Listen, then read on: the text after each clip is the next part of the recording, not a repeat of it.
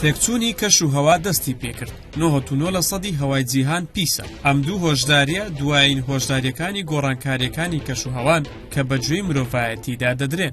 کاریگەریەکانی گۆڕانی کەش و هەوا وەک گۆتەرێز دەیڵێت بۆ هەمووانە و ئەرچی هەمووانیشە ڕوبەڕووی ببنەوە. هەر بۆیە پێکەوە بە هەوای پاک دروشمی ئەم ساڵی نەتەوەیەگرتووەکانە لە ڕۆژی جیهانی هەوای پاکدا.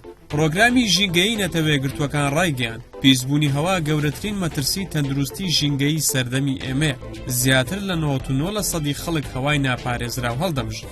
ڕێکخراوەکە دەڵێت پیسبوونی هەوا سنووری بەزاندووە و ساڵانە دەبێتە هۆی مردنی 6,700,000 کەس. 2,400,000,000 کەسیش دەکەونە بەر ئاستی مەترسیداری پیسبوونی هەوا. عێراقیش لە نێو هێڵە سوورەکەدایە و لە دوای چاد دووەم وڵاتە کە پیسترین هەوای هەیە.